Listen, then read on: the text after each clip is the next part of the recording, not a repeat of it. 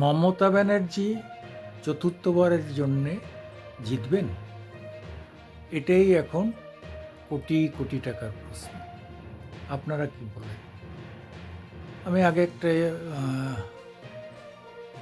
একটা ভিডিওতে বলেছি যে মমতার ফেরা সহজ হবে না।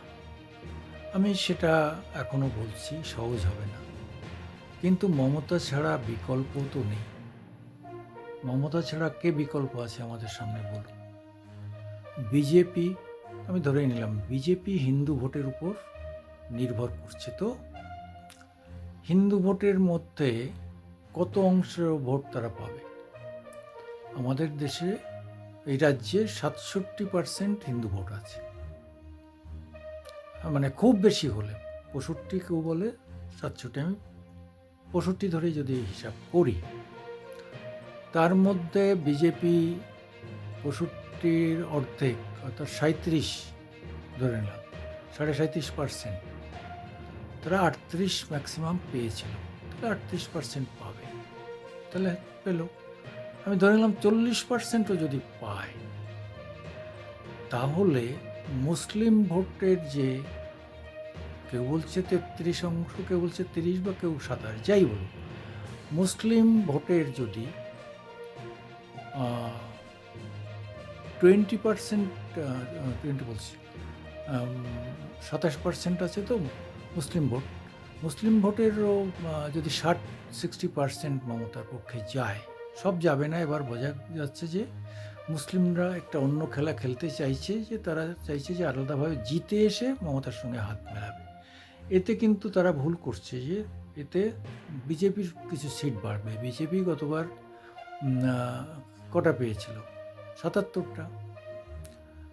এবার ধরে নিন আরও 30টা যদি পায়, মানে 107টা, 107 থেকে 110টাই দিয়ে দিলাম, তাহলেও 110টা দিয়ে দিলে আমাদের থাকছে তৃণমূলের 180টার উপরে। তো 180টা মমতা পাবেন। 170 পেলেও তার কোনো অসুবিধা নেই, কিন্তু আমি ধরে নিচ্ছি 180-র নিচে নামবেন না।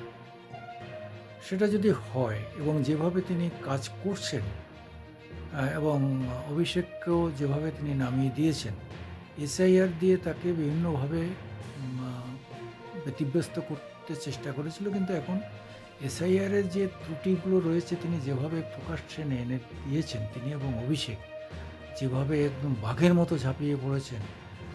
অভিষেক দিল্লিতে একবার, বেঙ্গলে একবার, এই ইয়াং জেনারেশনের, এই যে আমাদের জেনজি অভিষেক, সাংঘাতিক লড়াকু। এবং মমতা লড়াকু সবাই জানেন, এ টু জেড সবাই যারা রাজনীতিতে আছেন সারা ভারতবর্ষে, এমনকি আন্তর্জাতিক পর্যায়েও জানেন যে মমতা একদম আপোষহীন সংগ্রামী নেত্রী। তার ভাইপো যে এত দ্রুত এত পরিপক্ক নেতা হয়ে উঠবে, সেটাও একটা বড় ব্যাপার। সেই জন্য বলছি যে মমতা জিতবেন, চতুর্থবার আসবেন, এ ব্যাপারে কোনো আমার অন্তত সন্দেহ নেই। আপনারা কী বলেন, মতামত দিতে পারেন। হ্যাঁ, তার অনেক ত্রুটি আছে, শাসন ক্ষমতায় গেলে সবাইকে সন্তুষ্ট করা যায় না। আবার অনেক অনিচ্ছাকৃত এবং অনেক ইচ্ছাকৃত ত্রুটি। ইচ্ছাকৃত ত্রুটি বলতে যে কোনো পার্টির লোকেরা বিভিন্ন জায়গায় করছে, জেনেও অনেক কিছু করা যাচ্ছে না, তাতে সতর্ক করেও কিছু করা যাচ্ছে না। যাই হোক, আপনারা কীভাবে দেখছেন, আমি সুকুমার দেবনাথ, আমার আজকের দিনে ইউটিউবে আপনারা একটু সাবস্ক্রাইব করে আমাদের একটু করবেন। এই এপিসোড, এই দ্বিতীয় এপিসোড গেল মমতার, আমরা টানা এপিসোড করে যাব, আপনারা সঙ্গে থাকুন।